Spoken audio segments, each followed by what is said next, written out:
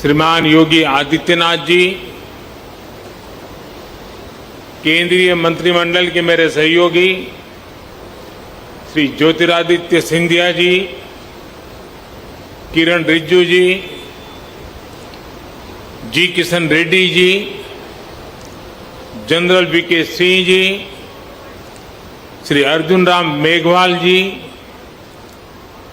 श्री श्रीपद नायक जी, श्रीमती मीनाक्षी लेखी जी, UP सरकार के मंत्री श्री नंद गोपाल नंदी जी, संसद में मेरे साथी श्री विजय कुमार दुबे जी, विधायक श्री रजनीकांत मणि त्रिपाठी जी, विभिन्न देशों के राजदूत, राजनयिक, अन्य जनप्रतिनिधिगण, भाई और बहनों, भारत विश्व भर के बौद्ध समाज की श्रद्धा का, आस्था का, प्रेरणा का केंद्र है। आज कुशीनगर इंटरनेशनल एयरपोर्ट की ये सुविधा एक प्रकार से उनकी श्रद्धा को अर्पित पुष्पांजलि है। भगवान बुद्ध के ज्ञान से लेकर महापरिनिर्वाण तक ये संपूर्ण यात्रा का साक्षी ये क्षेत्र आज सीधे दुनिया से जुड़ गया है। श्रीलंकन एयरलाइंस की फ्लाइट का कुशीनगर में उतरना इस पुण्य भूमि को नमन करने की तरह है। इस फ्लाइट से श्रीलंका से आए अति पूजनीय महासंघ और अन्य महानुभाव आज कुशीनगर बड़े गर्व के साथ आपका स्वागत करता है। आज एक सुखद संयोग ये भी है कि आज महर्षि वाल्मीकि जी की जयंती है। भगवान महर्षि वाल्मीकि जी की प्रेरणा से आज देश सबका साथ लेकर, सबके प्रयास से सबका विकास कर रहा है।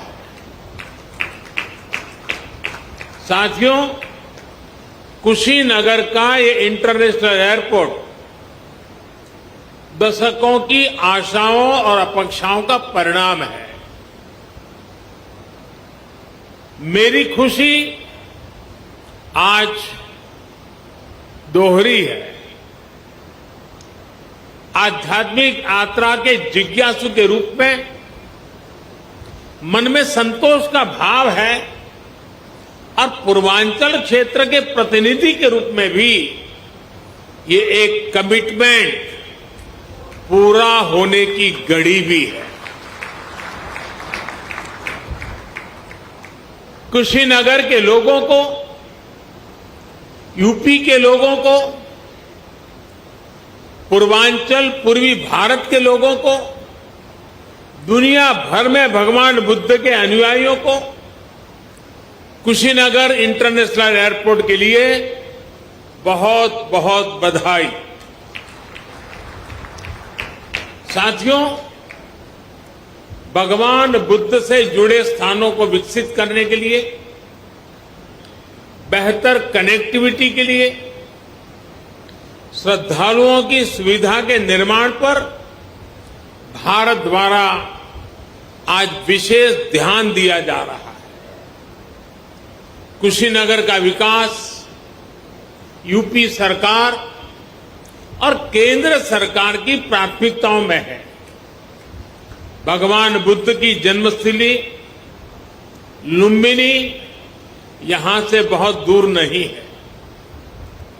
अभी ज्योतिरादित्य जी ने इसका काफी वर्णन किया है, लेकिन फिर भी मैं उसका पुनरावर्तन इसलिए करना चाहता हूं कि देश के हर कोने में एक क्षेत्र का ये सेंटर पॉइंट कैसे हैं, ये हम आसानी से समझ पाए। कपिलवस्तु भी बिल्कुल पास में ही है। भगवान बुद्ध ने जहां पहला उपदेश दिया, वो सारनाथ की भूमि भी 100-250 किलोमीटर के दायरे में ही आ जाती है। जहां बुद्ध को ज्ञान प्राप्त हुआ, वो बोध गया भी कुछ ही घंटों की दूरी पर है। ऐसे में ये क्षेत्र सिर्फ भारत के ही बौद्ध अनुयायियों के लिए ही नहीं, बल्कि Sri Lanka, Thailand, Singapore, Laos, Cambodia, Japan, Korea, ऐसे अनेकों देशों के नागरिकों के लिए भी एक बहुत बड़ा श्रद्धा का और आकर्षण का केंद्र बनने जा रहा है। भाई और बहनों, कुशीनगर इंटरनेशनल एयरपोर्ट सिर्फ एयर कनेक्टिविटी का ही एक माध्यम नहीं बनेगा, बल्कि इसके बनने से किसान हो, पशुपालक हो, दुकानदार हो, श्रमिक हो, यहां के उद्यमी हो, सभी को इसका सीधा सीधा लाभ मिलता ही है। इससे व्यापार कारोबार का एक पूरा इकोसिस्टम यहां विकसित होगा।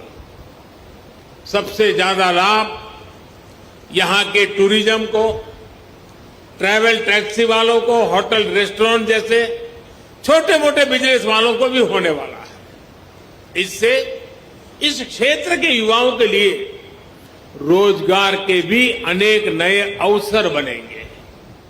भाई और बहनों, पर्यटन का कोई भी स्वरूप हो, आस्था के लिए, आनंद के लिए आधुनिक इंफ्रास्ट्रक्चर इसके लिए बहुत ज्यादा जरूरी है। ये उसकी पूर्व शर्त है। Infrastructure, rail, road, Airways, waterways, infrastructure का ये पूरा स्ट्रक्चर, उसके साथ साथ hotel, hospital, internet, mobile connectivity का इंफ्रास्ट्रक्चर, सफाई व्यवस्था का, सीवेज ट्रीटमेंट का प्लान, ये भी अपने आप में वही इंफ्रास्ट्रक्चर है। साफ पर्यावरण सुनिश्चित करने वाली रिन्यूएबल एनर्जी का ये सभी आपस में एक दूसरे के साथ जुड़े हुए हैं। कहीं भी टूरिज्म बढ़ाने के लिए इन सभी पर एक साथ काम करना जरूरी है और आज 21वीं सदी का भारत इसी अप्रोच के साथ आगे बढ़ रहा है। टूरिज्म के क्षेत्र में अब एक नया पहलू भी जुड़ गया है। वैक्सीनेशन की भारत की तेज गति से प्रगति दुनिया के लिए एक विश्वास पैदा करेगी कि अगर टूरिस्ट के रूप में भारत जाना है, किसी कामकाज से भारत जाना है, तो भारत व्यापक रूप से वैक्सीनेटेड है और इसलिए वैक्सीनेटेड कंट्री के नाते भी दुनिया के टूरिस्टों के लिए एक आश्वस्त व्यवस्था, ये भी उनके लिए कारण बन सकता है। इसमें भी बीते वर्षों में एयर कनेक्टिविटी को देश ने उन लोगों तक, उन क्षेत्रों तक पहुंचाने पर जोर दिया गया है जिन्होंने कभी इसके बारे में सोचा भी नहीं था। इसी लक्ष्य के साथ शुरू की गई उड़ान योजना को 4 साल पूरे होने आ रहे हैं। उड़ान योजना के तहत बीते सालों में 900 से अधिक नए रूट्स को स्वीकृति दी जा चुकी है। इनमें से 350 से अधिक पर हवाई सेवा शुरू भी हो चुकी है। 50 से अधिक नए एयरपोर्ट या जो पहले सेवा में नहीं थे, उनको चालू किया जा चुका है। आने वाले 3-4 सालों में कोशिश ये है कि देश में 200 से अधिक एयरपोर्ट, हेलीपोर्ट और सी प्लेन की सेवा देने वाले वाटर ड्रोम का नेटवर्क भी देश में तैयार हो।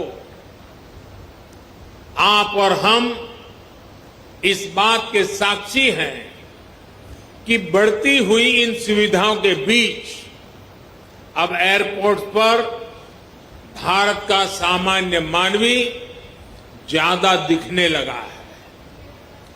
मध्यम वर्ग के ज्यादा से ज्यादा लोग अब हवाई सेवा का लाभ लेने लगे हैं। उड़ान योजना के तहत यहां उत्तर प्रदेश में भी कनेक्टिविटी लगातार बढ़ रही है। यूपी में नए एयरपोर्ट्स, इससे फ्लाइट हो चुकी है। 8 एयरपोर्ट से तो फ्लाइट शुरू हो चुकी है। 8 या 9, इसके साथ 9, यानी 8 हो चुकी है, आज 9वीं। लखनऊ, वाराणसी और कुशीनगर के बाद जेवर भी इंटरनेशनल एयरपोर्ट पर तेजी से काम चल रहा है। इसके अतिरिक्त अयोध्या, अलीगढ़, आजमगढ़, चित्रकूट, मुरादाबाद और श्रावस्ती में भी नए एयरपोर्ट पर काम चल रहा है। यानी एक प्रकार से यूपी के अलग अलग अंचलों में हवाई मार्ग से कनेक्टिविटी बहुत जल्द, बहुत मजबूत हो जाएगी। मुझे ये भी जानकारी दी गई है कि अगले कुछ सप्ताह में दिल्ली और कुशीनगर के बीच स्पाइस जेट द्वारा सीधी उड़ान शुरू किया जा रही है। और ज्योतिरादित्य जी ने और भी कुछ डेस्टिनेशन बता दिए हैं। इससे घरेलू यात्रियों को, श्रद्धालुओं को बहुत सुविधा होने जा रही है। साथियों, देश का एविएशन सेक्टर प्रोफेशनली चले, सुविधा और सुरक्षा को प्राथमिकता मिले, इसके लिए हाल में एयर इंडिया से जुड़ा बड़ा कदम देश ने उठाया है। ये कदम भारत के एविएशन सेक्टर को नई ऊर्जा देगा। ऐसा ही एक बड़ा रिफॉर्म डिफेंस एयरस्पेस को सिविल यूज के लिए खोलने से जुड़ा हुआ है। इस फैसले से बहुत सारे एयर रूट पर हवाई यात्रा की दूरी कम हुई है, समय कम हुआ है। भारत के युवाओं को यही बेहतर ट्रेनिंग मिले, इसके लिए देश के 5 एयरपोर्ट्स में 8 नई फ्लाइंग एकेडमी स्थापित करने की भी प्रक्रिया शुरू की गई है। ट्रेनिंग के लिए एयरपोर्ट के उपयोग से जुड़े नियमों को भी सरल किया गया है। भारत द्वारा हाल में बनाई गई ड्रोन नीति भी देश में कृषि से लेकर स्वास्थ्य तक, डिजास्टर मैनेजमेंट से लेकर के डिफेंस तक जीवन को बदलने वाली है। ड्रोन की मैन्युफैक्चरिंग से लेकर ड्रोन फ्लाइंग से जुड़ा ट्रेन मैनपावर तैयार करने के लिए अब भारत में पूरा एक इकोसिस्टम विकसित किया जा रहा है। ये सारी योजना, सारी नीतियां तेजी से आगे बढ़े, किसी तरह की कोई रुकावट ना आए, इसके लिए हाल ही में पीएम गति शक्ति नेशनल मास्टर प्लान भी लॉन्च किया गया। इससे गवर्नेंस में तो सुधार आएगा ही, ये भी सुनिश्चित किया जाएगा कि सड़क हो, रेल हो, हवाई जहाज हो, ये एक दूसरे को सपोर्ट करें, एक दूसरे की क्षमता बढ़ाएं। भारत में हो रहे इन निरंतर रिफॉर्म्स का ही परिणाम है कि भारतीय सिविल एविएशन सेक्टर में 1000 नए विमान जुड़ने का अनुमान लगाया गया है। साथियों, आजादी के अमृत काल में भारत का एविएशन सेक्टर राष्ट्र की गति और राष्ट्र के प्रगति का प्रतीक बनेगा। उत्तर प्रदेश की ऊर्जा उसमें शामिल होगी। इसी कामना के साथ एक बार इंटरनेशनल एयरपोर्ट के लिए मैं आप सबको दुनिया भर के बौद्ध के अनुयायी देशों के नागरिकों को बहुत बहुत बधाई देता हूं। यहां से मैं देश और दुनिया से आए बौद्ध भिक्षुओं से आशीर्वाद लेने जाऊंगा और फिर यूपी के इंफ्रास्ट्रक्चर के अनेक और प्रोजेक्ट का लोकार्पण का भी मुझे सौभाग्य मिलेगा। फिर एक बार आप सबका बहुत बहुत धन्यवाद। इंडिया टीवी हर वक्त हर जगह डाउनलोड करने के लिए सर्च करें India TV news Google play store या ऐप स्टोर पर।